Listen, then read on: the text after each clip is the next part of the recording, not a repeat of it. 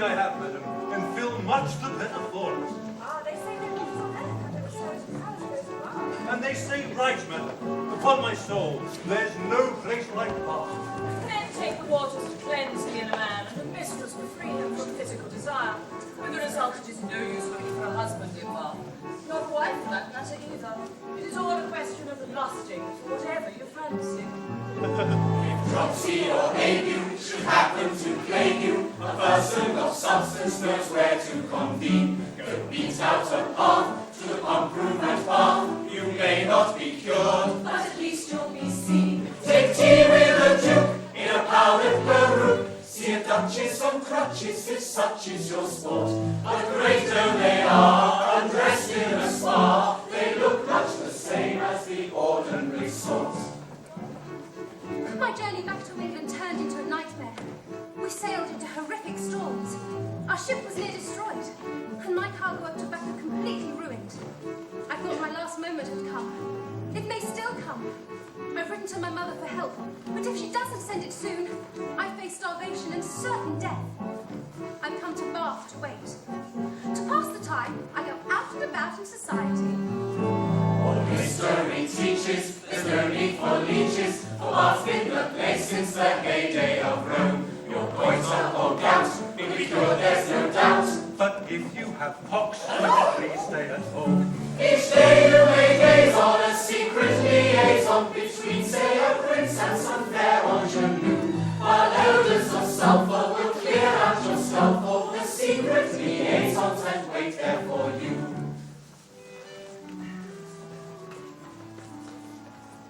I am a poor invalid, sick in mind and body, and come to Bath to seek relief in its health-giving springs. I had hoped to see Mrs. Flanders, a most charming widow I met yesterday, but it seems even that small comfort is to be denied me. Oh, I'm a most wretched man. My wife is insane, my children are foul, these waters are poison, but all I can tell. There's bile in my brain, and a flux in my bowels, and Bath smells as bad as the gateway to hell. Oh, come now, my friend, see it through to the end. There's many a slip twixt the cup and the lip.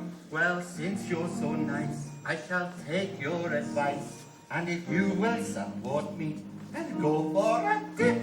Glug, glug, glug, glug, glug, glug, glug, glug, swish. Bubble, bubble, bubble, bubble, bubble, bubble, bubble, bubble, bubble, bubble, splash. Drip, drip, drip, drip, drip, drip, drip, drip, drip, drip, drip, drip, glug, glug, glug, glug, glug. Splish, splash, splish, splash, splash.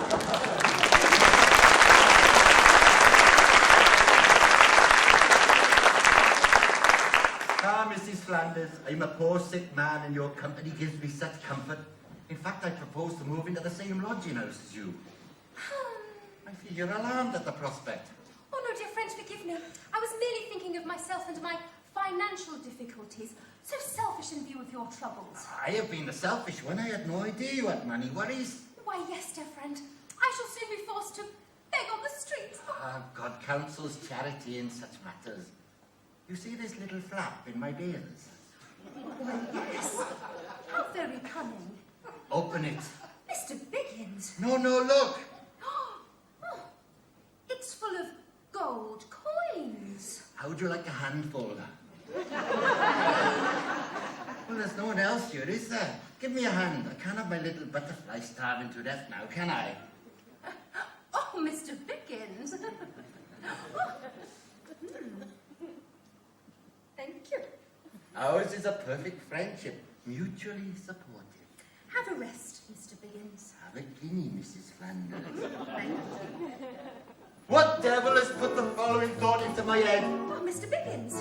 Mrs. Flanders, I should like to sleep with you. I know it sounds improper. It is improper. Indecent, even. Only if we behave like animals. Oh, Mrs. Flanders, I want to show you my respect.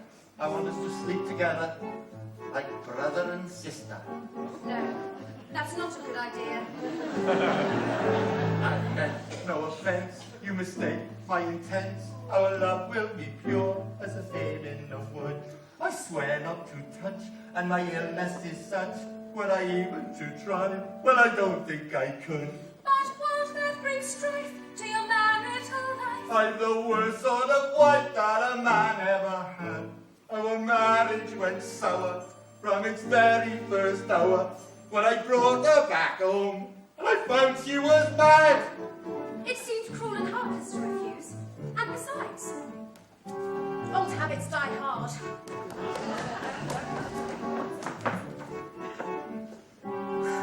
Ladies and gentlemen, I'll be frank with you. To sin can be enjoyable. Sex as business and pleasure, in equal measure. I was swept away, ladies and gentlemen, on a tide of passion. I even got my health back. The fact that surprised me in view of the wrong I was doing. We lived quietly and had 2 children, and we were happy. Still, at least I could send the quacks back in.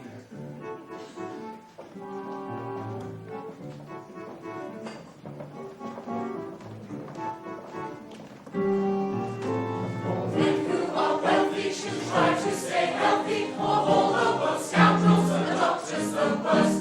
For in his profession, the usual progression is cut you up second and stitch you up first. But we've no more need for this blood-sucking breed, for we have a prescription for every disease. Yes, true love can be a complete panacea. Just take it and will with whomever you please. Yes, true love can be a complete panacea. It tastes rather nice and its action is fast. She's thrown out my pills. And he's paid off my bills. And all of our bills are no more at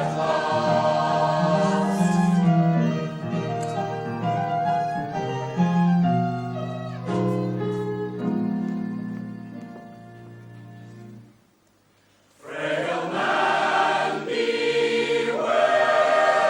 The devil seeks control, and torments he'll prepare to mortify your soul. The kiss of August should taste your sulphurous coal. She'll suck you down to hell and damn your sinful soul to cheat eternal fires in Mother Church enroll. Before your life expires, repent and save your soul. I repent! I renounce her! I'll never look upon her face again. Praise God, soon you shall be free to frolic amongst the angels.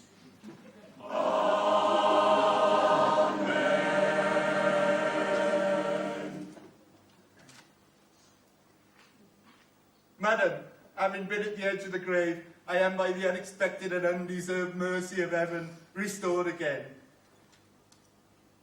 However, upon deep reflection on the nature of our mutual sin, I wish to renounce our friendship and desire that you remain in Bath.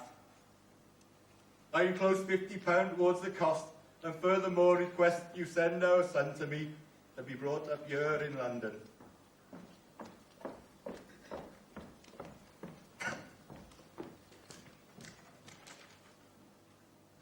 Sir, dear sir, we have lived together 6 years. Will you not at least see me to say farewell? But sir, since we are to part, I must have the sum of £100. I find I cannot relinquish our son for any less. He is a dear boy, fit, and much stronger than his dear dead brother, our eldest. I undertake upon the receipt of a further £50 to relinquish any claims I might have upon his affections, and upon yours. Only remember me with kindness. Yours, Mrs. Flanders. Money. So it all comes down to money in the end. You're well rid of the impudent whore.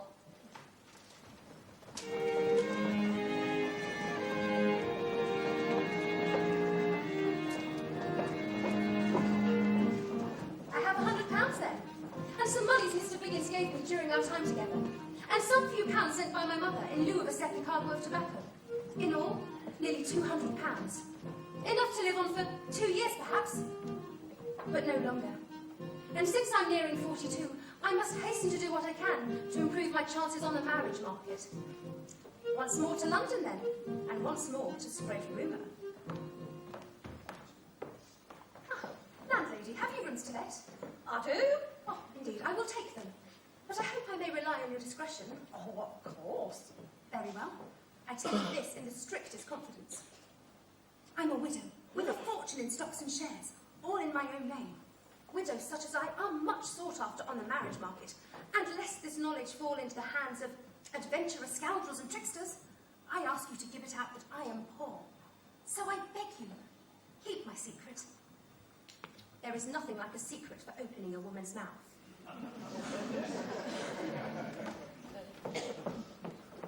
Landlady, who is my new neighbour? She's a rich widow with a fortune in stocks and shares, all in her own name. I'm to get out that she's poor, because it's a secret. So don't you tell anyone. I wouldn't dream of it. My dearest Jemmy, at last I can show you in what affection I hold you. A widow who pretends poverty for fear of adventurers has become my new neighbour, but I have it on excellent authority that she possesses a fortune in stocks and shares. Oh, good morning, Mrs. Flanders. Fine morning. Indeed it is. But somehow it cannot compare to the sunrise in the north where my wealthy relations reside. Indeed. I have made friends with her and am persuaded her to accompany me on a visit to Liverpool. All you have to do is meet us there and be introduced as my wealthy brother. I suggest the estates in Ireland, too numerous to mention, approach. Then make love to her and all your money worries will be at an end. I've inquired about coaches travelling north, Moll, and there's one tomorrow. Would that be convenient for you? Entirely. For once I've settled some business at the bank, I'm at your disposal. My fee for this will be 100 guineas. Your dear friend and lover, Daisy. P.S. We start tomorrow after she's conducted some business at the Bank of England.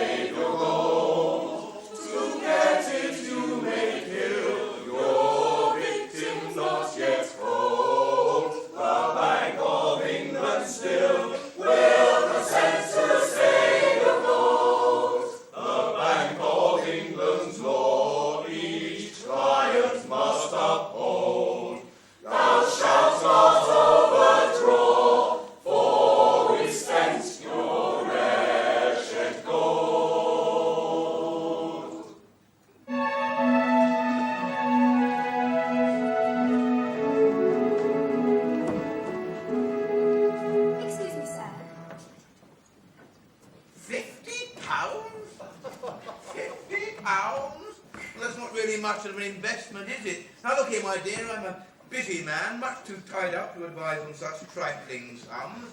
Ah, but do not despair, for here comes Mr. Honest, a clerk with a notorious philanthropic streak. I'm sure he'll advise you. Good day. Madam, I am a poor, weak woman, all alone in the world, and seeking to invest some of my money that it might bring me an income in the future.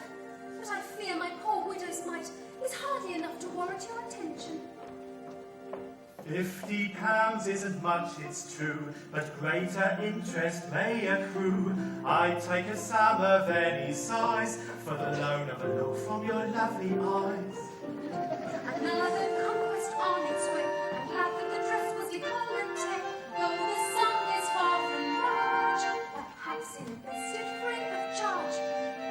I charge you for these investments, Mrs. Flanders? Oh, how can I ever repay you? Oh, if only I were not married, Mrs. Flanders. Well, at least he wasn't honest enough to mention it. But as it is, perhaps you could give me some advice. My wife is a demon sent from hell. She's twice as vicious as Jezebel. She spends my money and drinks my wine. But the bed that she sleeps in isn't mine. The world is full of married men. I'll never travel that road again. Have you considered the natural course to sue her at once for a quick divorce? Divorce? And it's rather drastic, isn't it? Can I shoot someone instead? Oh, but the mess. True. It's not as though I know who to shoot, because the plain fact of the matter is my wife has more than one lover. Oh, you poor gentleman. If I should do as you suggest and pluck this viper from my breast, for all the money that I'd have spent, if you were my wife, I'd be content. Sir, we met but an hour ago, and love requires more time to grow. Still, an investment might be wise, and once we were wed, his stock might rise. May I hope you'll not refuse. A man may hope as a man may choose. Wait for me, Moll, and we'll vow one day to love, cherish, honour, and obey. I'll divorce that heartless whore, And bow to the north in the coach and four. keep in your heart the words we'll say. We'll love, cherish, honour, and obey. And so we part good friends. I to see a lawyer in Chancery. And I to catch the coach for Liverpool. I'll write to you there.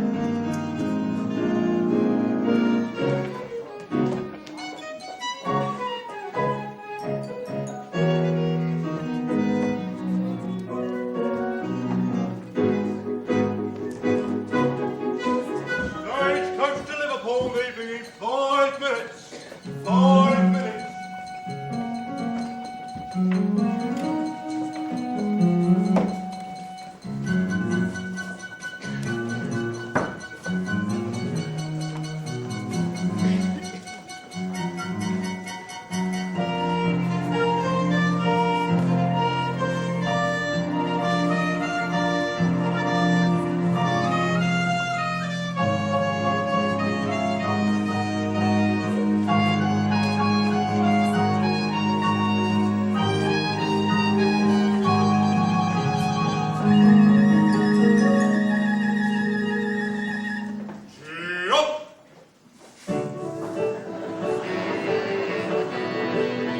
Travel should be your intention. A coach is a wondrous invention, but we'd be more content if they'd only invent a less miserable form of suspension.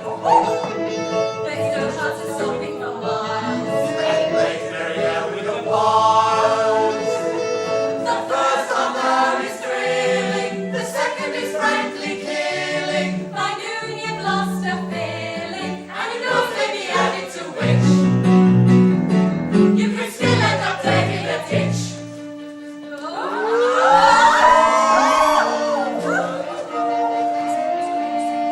We're moving in fits and in starts, sir, which is hard on the intimate parts, sir. And the man over there keeps polluting the air with some very malodorous farts, sir. But the truth is we really don't mind, 'cause we're leaving the city behind. The north is where we're going, where cleaner rivers are flowing, and fresher winds are blowing. So the man over there can go hang. Our journey will go with our bang. Our journey will go with a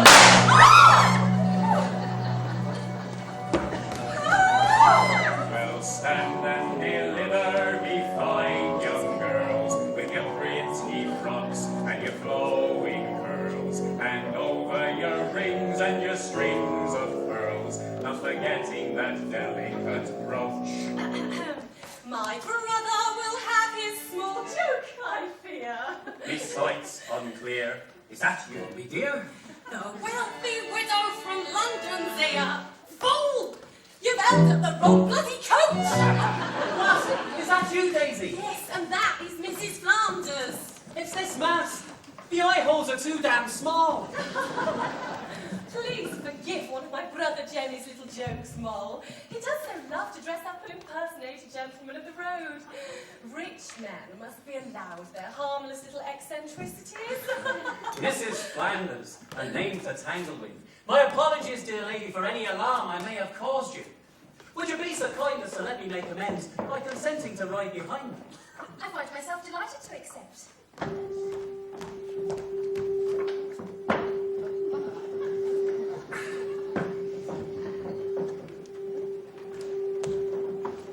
Away, Lightfoot! Tell me, Mrs. Flanders, has my sister told you about the estates in Ireland? Only that they're too numerous to mention, and that on the finest of them, you have a superior country house built after the manner of Sir Christopher Wren. Have I now? Oh yes, indeed I have. But I'm sure, Mrs. Flanders, that my sister hasn't told you that your eyes are the colour of the wild Irish moors, where the purple heather competes for prominence with the livid greens of the bog grasses and the velvet black browns of our street's rich peat. No, I don't think that she has. Or that your hair smells of chamomile and dog violets. A woman of your great beauty, Mrs. Flanders, would grace the natural splendour of me native isle, and I would here and now go down on me bended knees and beg you to be me bride, were it not rather a difficult manoeuvre on horseback. But are you not Roman Catholic? Ah, yes, so I am. It need not prevent us, sir, for I have such an affinity with your faith. I'm willing to be baptized at any time. Well, that's handsome of you. We'll maybe combine the two ceremonies, your baptism and a wedding mass to solemnise our union right afterwards, if that'll suit you. Excellently.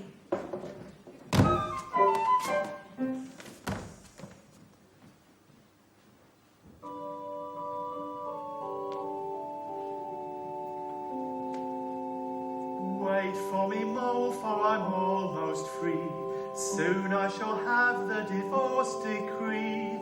Keep in your heart the words we'll say. We'll love, cherish, honor, and obey.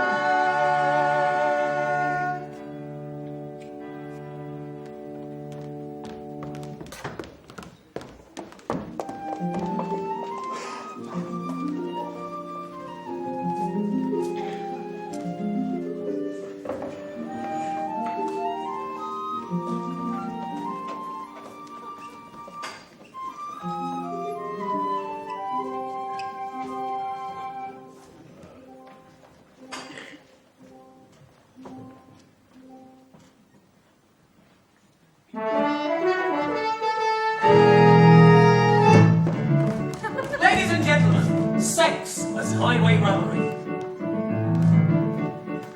Well, stand and deliver me fine young flirts, while hand was in there under your skirt. Your liberties fill me with deep alarm. To fill you will be my delight. Oh, you speak very plainly. It's part of me charm, I'm all of a tremble. but not with alarm. Let's ride, till we've broken the back of the night. Come off, you buggers!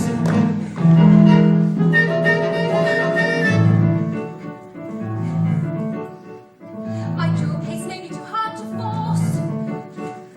I'm not called Jelly for nothing, of course.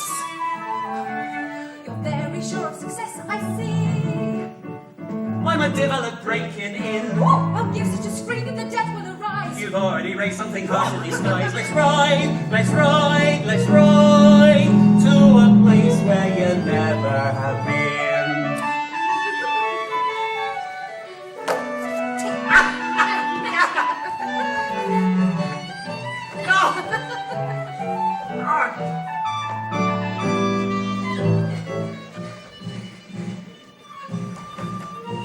And what if the road we're trying is blocked?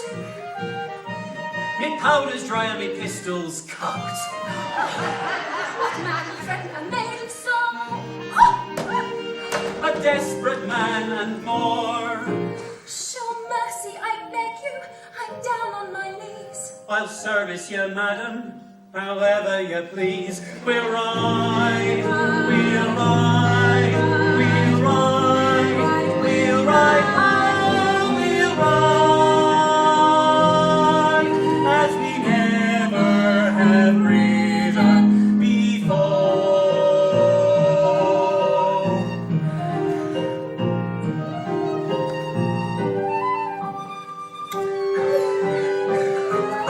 Come to me.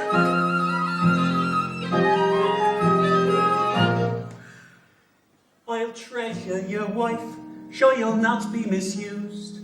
Be gentle. Tomorrow, tonight you're excused. We'll ride. We'll ride.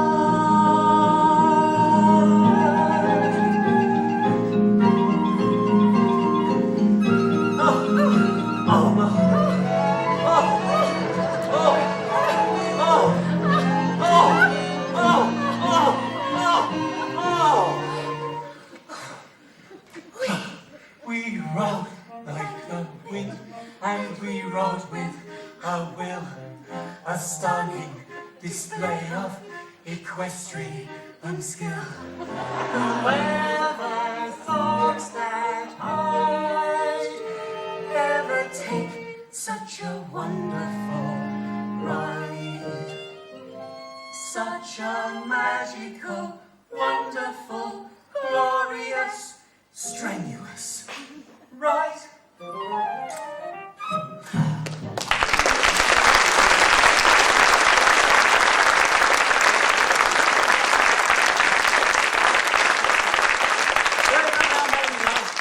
Gold, bonds, jewelry, investments and securities over my side of the bed. Oh, dear husband, all I have is yours. 20 guineas. I see no point in telling him of my London investments. Is that all? Yes, Are you sure? of course. I've been cheated. Oh, not by me, you haven't. I thought you had money. I never said so. Christ blood, that woman. Your sister? Me mistress, more like. Damn her. God in heaven, what are we going to do? She's even robbed me of my last 100 guineas as her fee for bringing you up here. I've been here before. Oh, you make a habit of it then, do you? Sweet Jesus, I might have guessed. No estates in Ireland, then? Not a single acre of rich, sweet peat. Now, where would a highwayman come by that? Ah. You play the fine lady excellent well. Oh, and I never met a finer gentleman. It's a shame neither of us have 2 pennies to rub together. Ah, well, I absolve you of our marriage vows. Thank you. A pity. We'd have made a fine couple. We would. But now there's no advantage to be gained for either of us. We should separate at once. I suppose we should. Oh, we still have 20 guineas. Ah, you'll need that.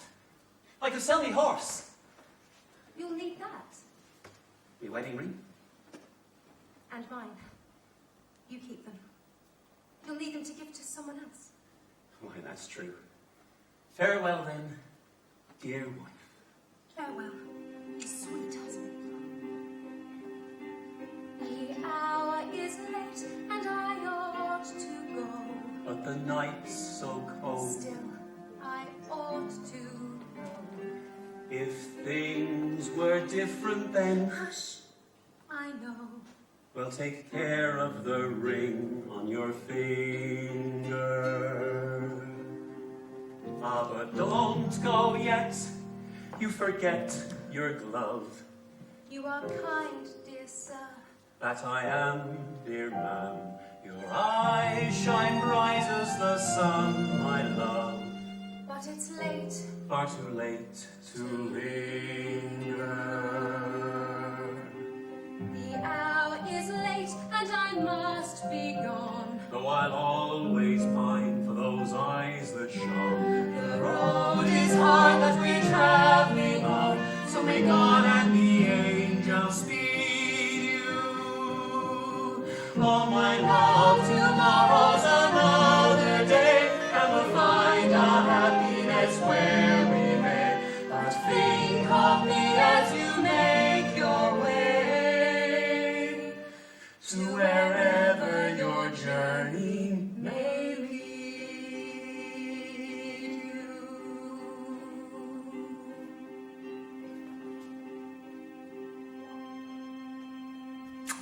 Now get away with you. I've got a coach to rob.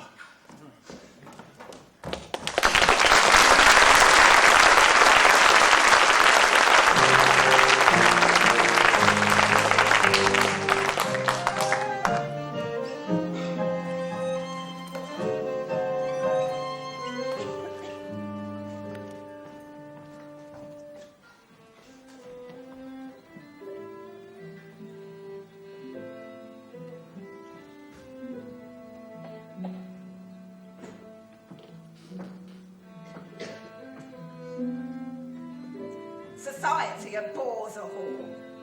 It requires women to be sober, virtuous, and decorative.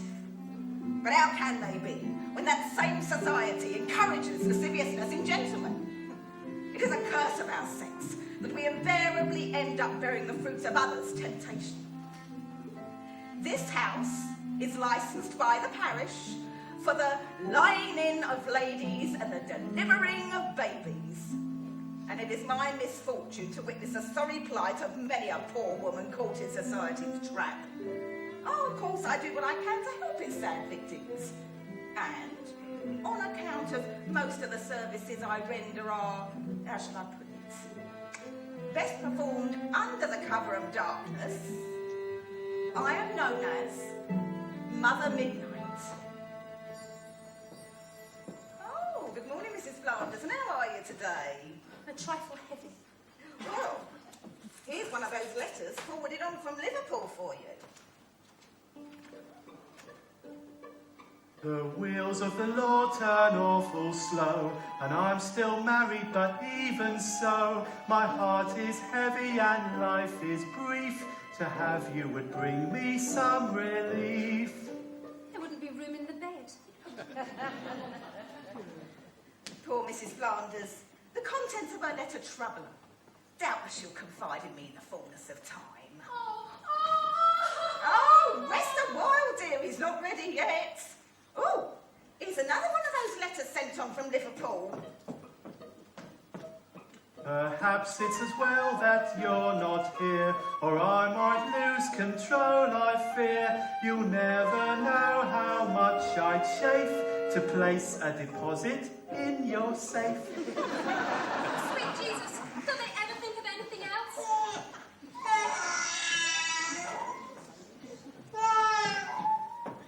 Mrs. Flanders is delivered of a fine son, but she's still troubled. Now's the time to give her the benefit of my experience. How is he today?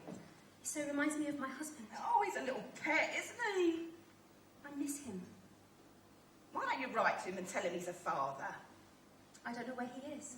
Liverpool? No. When we parted, we agreed to go our separate ways. Well, that's a bit inconvenient, isn't it? How are you going to live? I don't know. What you need is a new husband. Maybe from Liverpool? One whose letters have boarded from there. Perhaps. Your baby's a problem, though, isn't he? Well, he's all I've got to remind me of Jenny. Yeah, well, you might remind your new husband as well. Men always like to imagine they're the first, or at least the only current one. Listen, why don't you leave the baby with me, and I'll find a nice, cosy home for him in the country. A baby farm? Oh, no, I know those places. I might as well smother him now. Are you calling me a murderess? No, I'm not. Are you sure? Do you know how many babies I found homes for? Baby farm, indeed. Would I send dozens of helpless innocents to a cruel and undeserving death? The people I send them to are professionals. It's their livelihood to see them happy and well cared for. Same as it's mine to bring them safe into the world. Oh, Lord Moll. You know they'll take better care of him than you will. Come. We'll go together and select a place for this little one.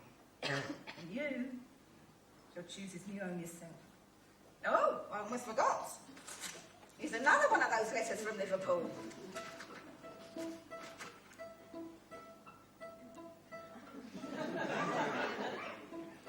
Good news. I will meet the coasters and Albers on Tuesday next, the 7th of July. Well, that's today. Speak to my aunt. Leave him with me, dear. And good luck. Thank you, Mother. I will never forget your kindness.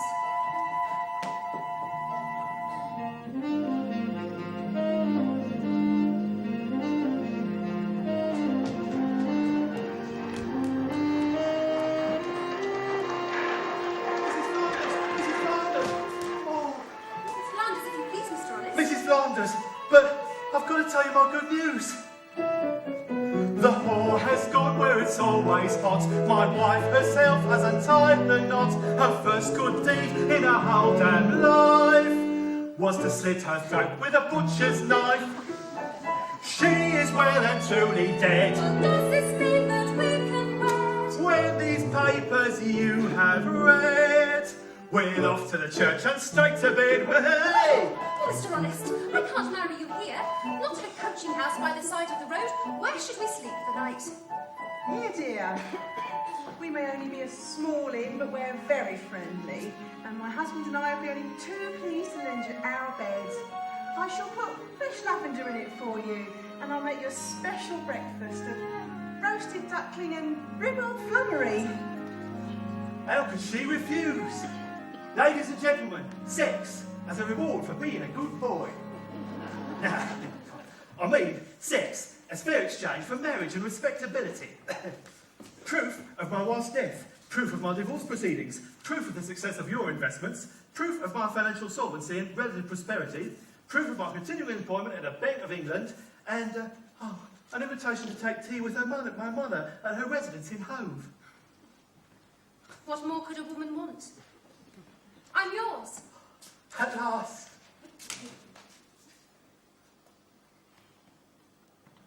I look at him and my eyes fill with tears. What an abominable creature I am, and how this poor gentleman is abused by me. How little does he think that, having divorced one whore, he's throwing himself into the arms of another. One that has lain with a quantity of men, and has had a child since he last saw her.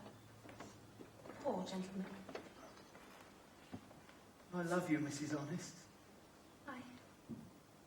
I shall be a good wife to you, Mr. Honest. I will make you the happiest man alive.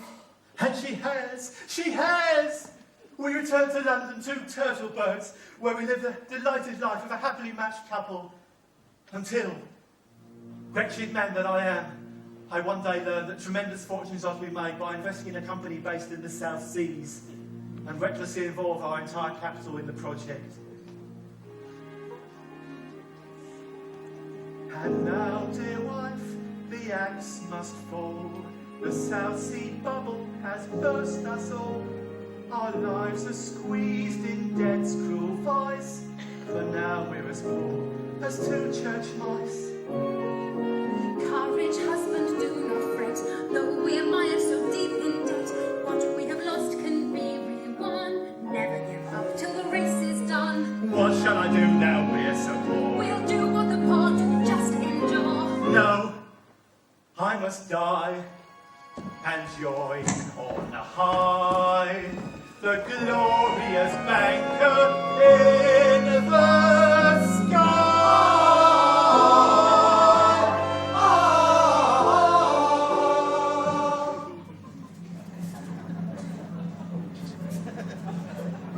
So he must die and join on high the glorious banquet in the sky.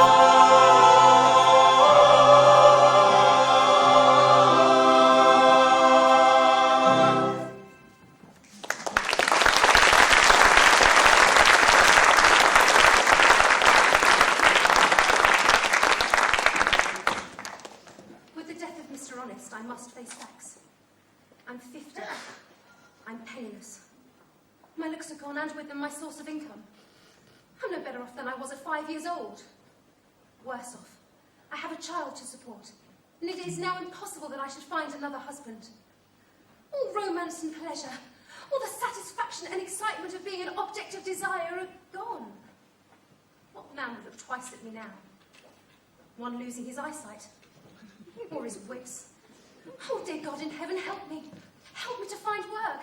Without work, the child and I must starve, and dear God, sinner that I am, I don't want to die. And he, the child, he's not had a chance to live. Have mercy on us! Silence. Can it be he means us to die slowly? Oh, so be it. I shall say my farewells to life. I'll dress myself in my best clothes and wander the city. Oh, London. Never has it seemed so full of life, of sound, of colour, so packed with people. London, where fortunes are made and marred before breakfast, where money changes hands as easily as a plate of hot buttered toast. London, warehouses full to overflowing, with delights from the four corners of the world. Barrels barrels of wine, baskets of oranges, tubs of olive and salt pork. Old women selling prawns and lobster. Oh, the smell of fresh bread. In the taverns, men and women at dinner. Plates of roast meats, quail's eggs, bowls of sardines. Oh, gravy runs in streams down their chins. I have no money. I cannot share in life. Am I already a ghost? A shadow?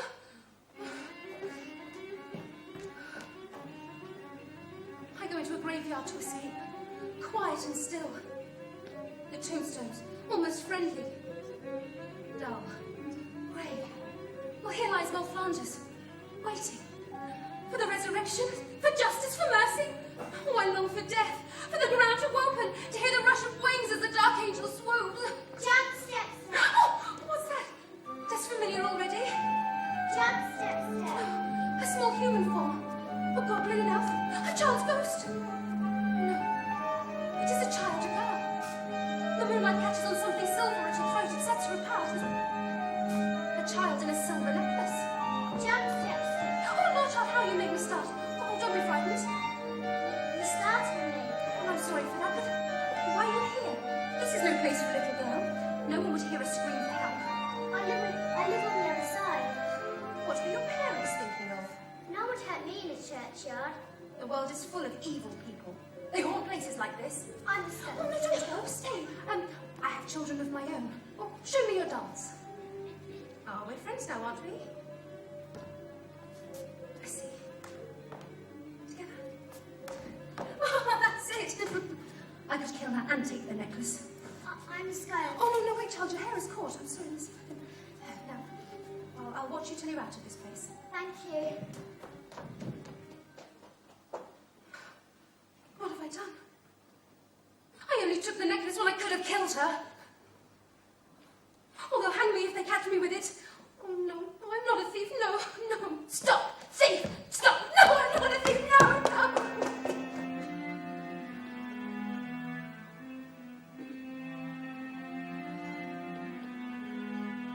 Some people steal to survive for a day, and some for a moment of pleasure. But all of them know, as they steal on their way, the hangman is taking their measure.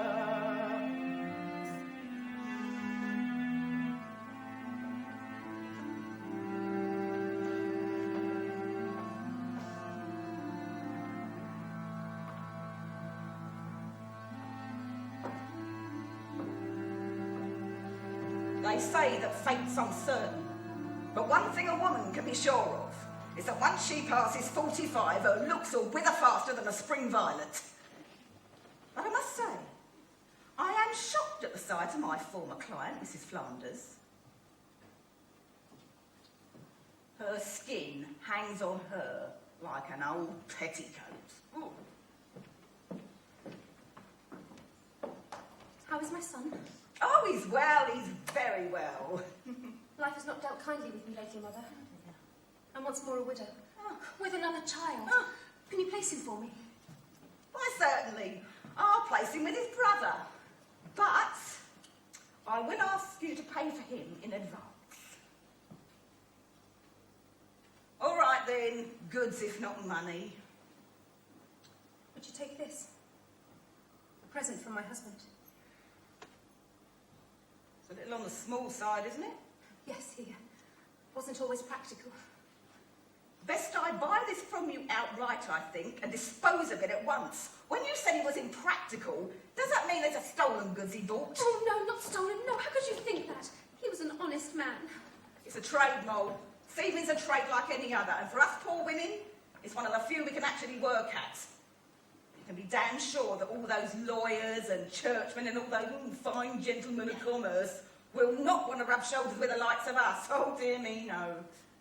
But if they will neither give us the tools, nor the means, nor the hope of an honest trade, well then, we just have to take it when we can. And for that, they'll harry, hunt and at us whenever they can. Damn them. And on their side is money, Moll. Damn their money. From the trade of half the world. Damn their trade. Damn, damn, damn this world of honest trade. This world of trade be damned. Where the common coin is fair and gold alone is pure, where trade knows no frontier but the one betwixt rich and poor. So damn, damn, damn this world of honest trade. This world of trade be damned. And on their side is the law, Moll. Who can fight the law and win? Damn their law. Damn, damn, damn this world of honest law. This world of law be damned. Where the one true judge you'll find is the one on Judgment Day. Where justice isn't blind, it just looks the other way. So damn, damn, damn this world of honest law. This world of law be damned. But what can a poor woman do, Moll? It's men that have all the power and the money in this world. What chance have the likes of us got? Might as well give up now, eh? No. Damn them all! Damn, damn, damn this world of honest men. This world of men be damned. Where however mean his birth, a man may play the king. Where a woman's only worth is the dowry that she'll bring. So damn, damn, damn this world of honest men. This world of men be damned. So what can you do then, Moll? I can sew. Oh, well, you better go back to sewing then. It'll ruin your eyesight and pay your pittance. But it's honest toil, my dear. Honest toil. Damn sewing. Damn honest toil. Damn, damn, damn this world of honest toil. This world of toil be damned. We pray to God for years to send our daily bread. But since he never hears, why not steal the stuff instead? So damn, damn, damn this world of honest toil. This world of toil be damned. Shall we sing without a voice? No. Or gracefully withdraw? No, we'll take what's ours by right. That's right. Or it may not be by law. So rich men now beware. Protect the things you own. We'll strip your mansions bare. We'll skin you to the bone. And damn old Damn old damn old Damn law, old damn old Damn old damn old toil, and damn, damn, damn this world of honest sham and honesty be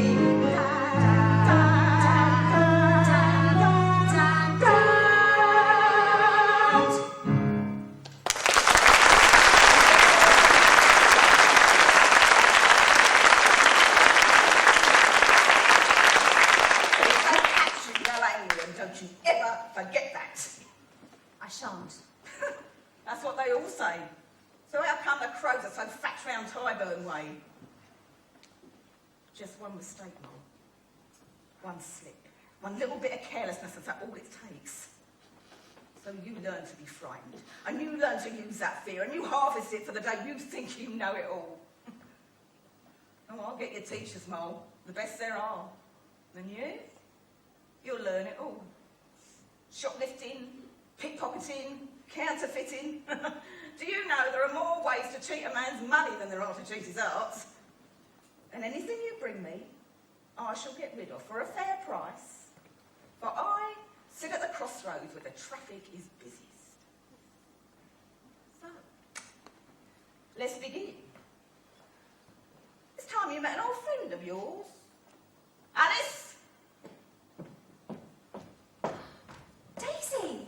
Daisy, Alice, whatever you will, Moll, so long as you whisper it. Will you be our first teacher? Oh, I don't know, Mother. I've not been well. This fever. This cough. But there's no handkerchief. You ain't got much to steal, have you, Moll? Lesson 1. Never believe anyone who fits, faints, convulses, miscarries, is about to be delivered, or coughs up blood.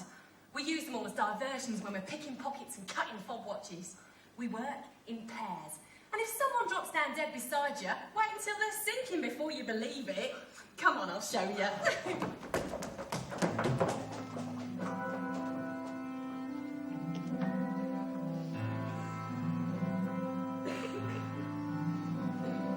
Some people steal to survive for a day, and some for a moment of pleasure.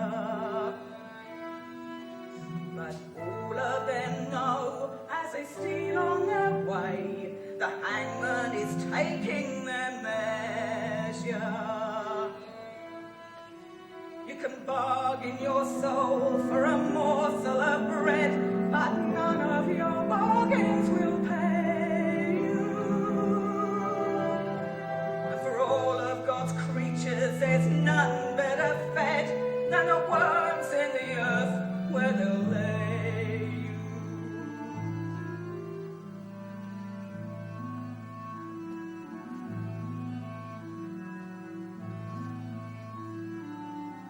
Once I was fair as a morning in May. No one can steal a heart faster. But the seasons have stolen my beauty away. Time is one thief you can't master. Now I teach others to steal in my place. My coffers with riches are swollen.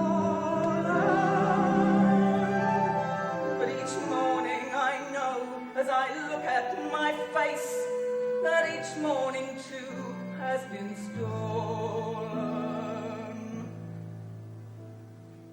Life is a river whose current is set, and we struggle against it in vain. But I die here and now, and without a regret, to be young for a moment again.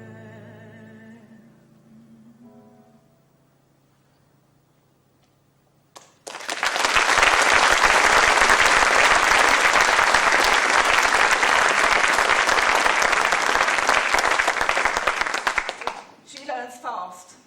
Faster than any thief I've ever known. I'd say she was born to it. The thieves are made and not born. And all her life has been in preparation for her present profession. She's learned to make the best of herself, to take advantage of unpromising situations, to watch, to wait, to pick her moments. The only difference now is her talents are not in the service of others, but harnessed in a burning purpose of accumulating wealth for herself alone. And I have never seen a woman so contented. I learned to stalk the streets like an alley cat looking for prey. It is so easy. I see a servant girl flirting with a shopkeeper, leaving her bundle unprotected. I take it. A silver tankard left carelessly outside a public house. I take it. 3 silver rings left carelessly on a windowsill. So easy to break the glass and take them. It is so easy.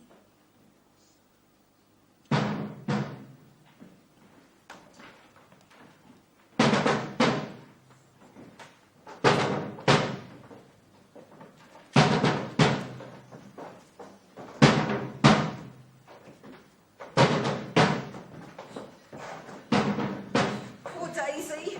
It could have been me. It still could be. It could be both of us if she talks. Who, Daisy? To buy a pardon. But Daisy wouldn't. She just...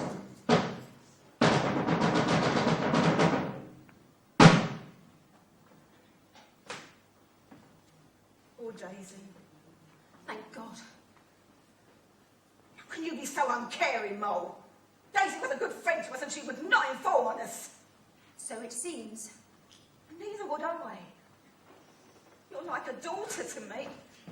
Even mothers have been known to abandon their daughters. So what will you do? Work alone.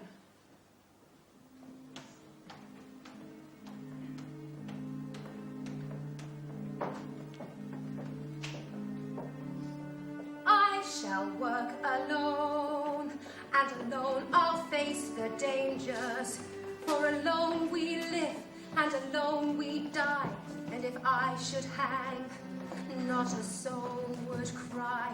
So on my tombstone carve in letters high, she worked alone.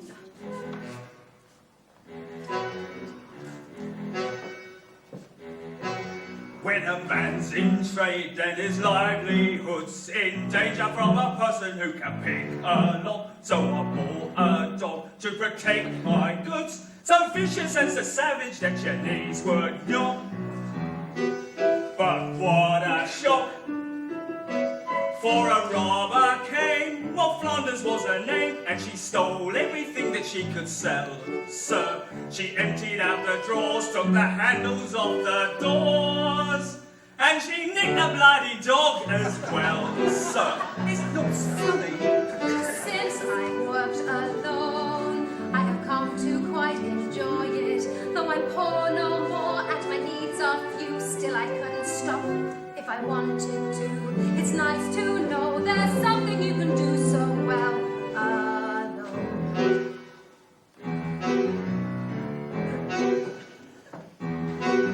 When a man but drinkers fortified, his man will turn to pleasures of the female sort. When I met Miss Moll, I was quite high.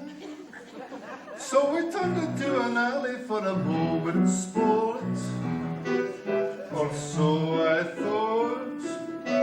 She unfastened all my bows, put a hand inside my hose. Well, imagine how I must have felt, son. But it wasn't you know what that you whipped out like a shot, but the money from my money belt, son. I alone could have done what I've accomplished. I'm the queen of thieves, I can safely claim. Moll Flanders now is a famous name, but still I search for ever bigger game to hunt alone, hunt alone, hunt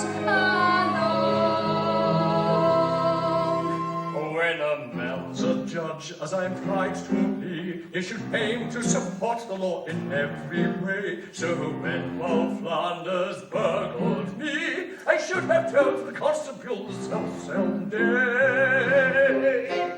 Come what may, but I never did resort to making a report. There was nothing I could really put her. For not only did she steal my robe and wig and seal, but she took my women's clothing.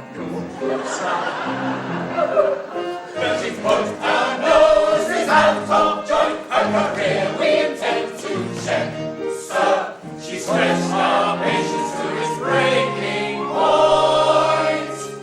But it's the hangman that will stretch her neck, sir.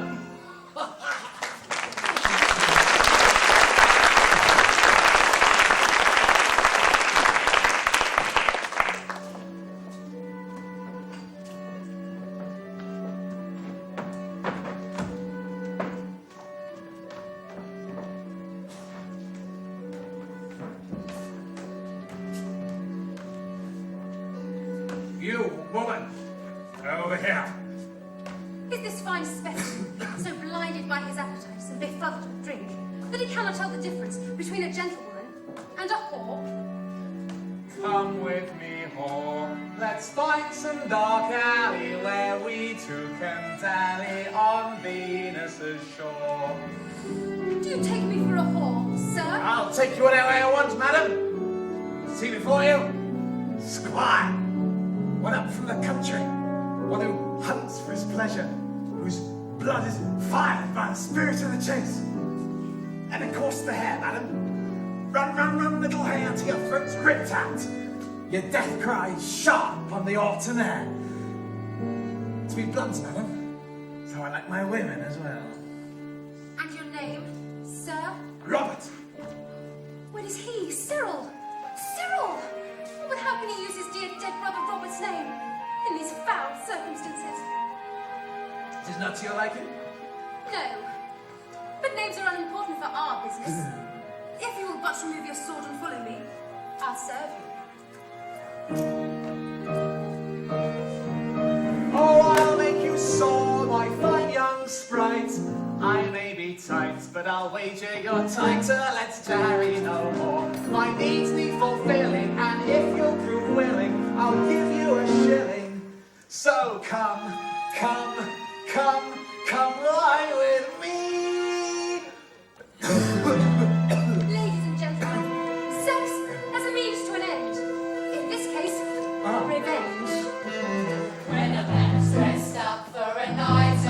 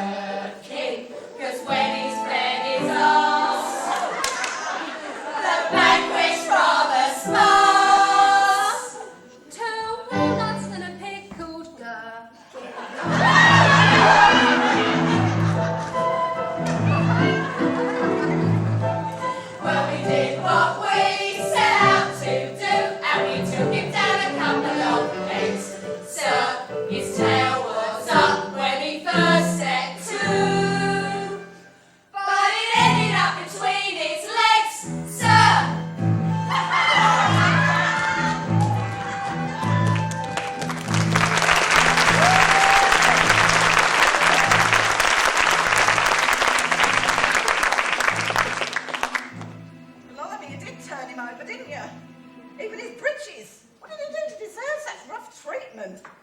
I knew him. He once broke my heart. So wonder you didn't kill him then. Oh, nice sword. And what would I gain from that? If there was but one thing he taught me, it was to always put a price on one's passions. This way we make a profit, and there's no hue and cry for his murderer. Yeah, well, I better get rid of that lot quick. There'll be reward out for it, no doubt. Just as long as I make a profit. And she does. 10 years she works at the trade. She gets rich on it. And so do I. And I tell her, why don't we retire now? We've made enough money to live handsome for the rest of our lives. But it's no use. I sometimes think there's not enough money in the whole world to satisfy her lust for it. Every day she dresses in some new disguise. And every day she preys on the city. Quick, quick! What's the matter? Is the law after you? Not today. Not nobody today. They're all at the Old Bailey. They've caught Moll Flanders. What?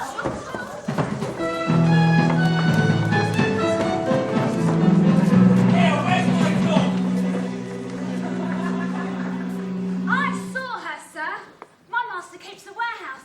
We saw her come to the door of the warehouse and look inside. I was across the street, so she couldn't see me or the other guy what's in service of me. We saw her step inside, so we ran and we comes to the door just as she is going out again with a roll of brocade under her arm. We seized her, we grabbed her and we shouted for help.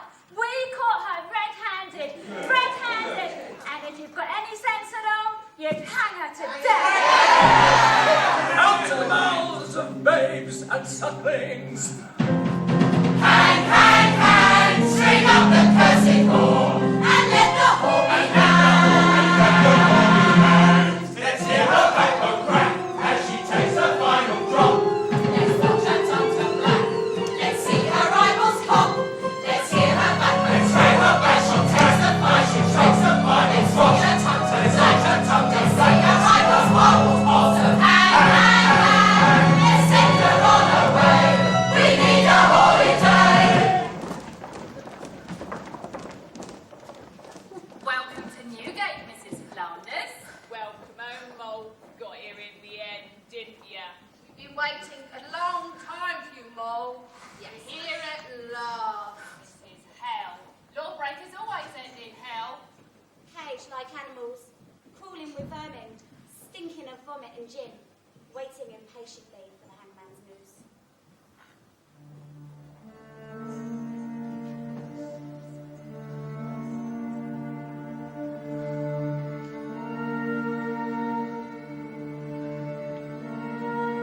Child of Newgate, child of darkness, child of a dream that never could be.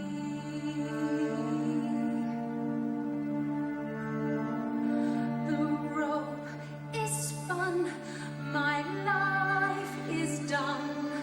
Tomorrow's sun is the last I shall see.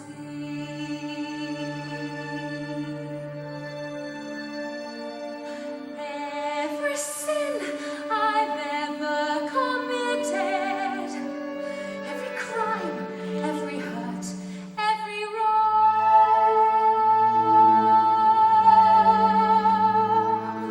each now stands a silent witness to the fate I have cheated so long.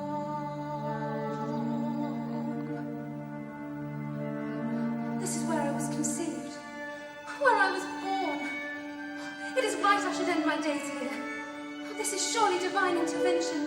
Oh, dear God, in your infinite wisdom, is this what you had planned for me all along? Oh, who will mourn me? Does it matter? All my life I have fought to survive.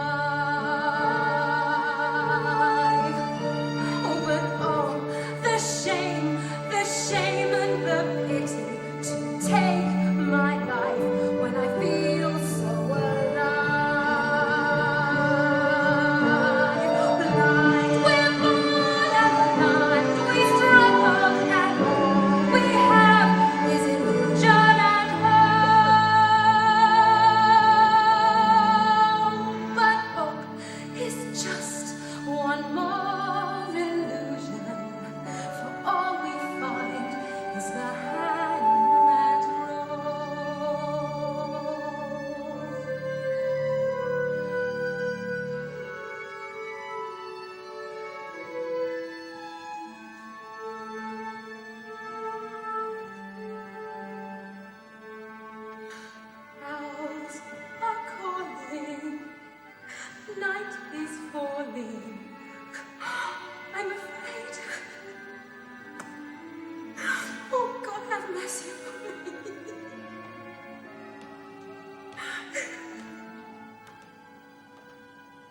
I am a man of God, Mrs. Flanders, come to pray with you before your journey to the gallows. Let us pray together for the remission of your sins.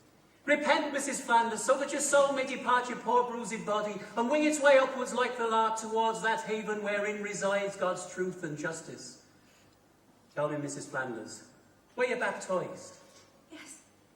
What? You are of the true faith? How can this be? They told me you were born here in Newgate. Well, I was. But my husband was of the Roman faith, and I was baptized into it. And what was his name? Jeremiah O'Highway was his name. He had estates in Ireland, too numerous to mention. Indeed, Mrs. Flanders, God rejoices in the return of a sinner, and I find myself so moved by your penitence and true contrition that I shall petition the authorities to reprieve you. In nomine Patris et Filii et Spiritus Sancti. Amen. God does move in mysterious ways. And so do Irishmen. Mr. O'Highwayman, and there was me searching for a priest. Sometimes a successful imitation is more persuasive than the real thing. Your sentence is commuted to 10 years transportation. To Virginia. And we'll meet again at the docks.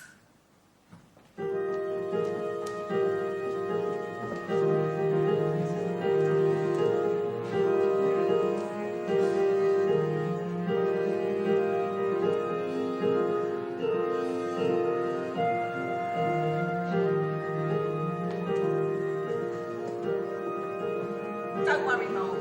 Your money's safe with me. And I'll send it on to you when you're more settled. But listen, no thieving while you're waiting for it. We're both too old for that game. Agreed.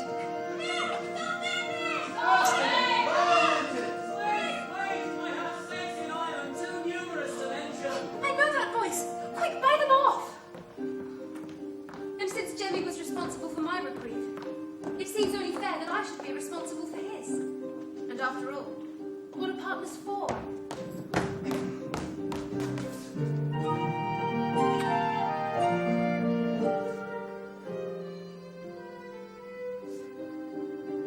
The hour was late. But the hour is past, and all rivers run to the sea at last. So hoist the mainsail upon the mast. There's a future that's ours for the winning.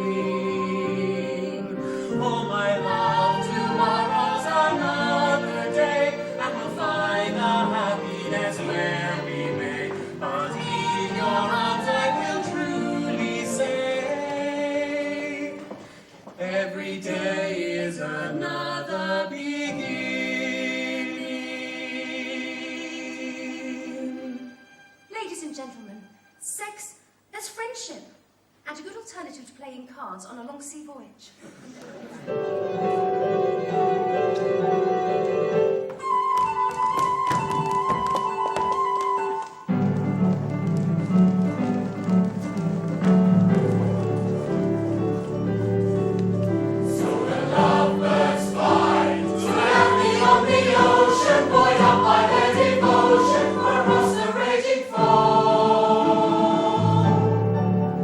And 10 years go by, they make a tiny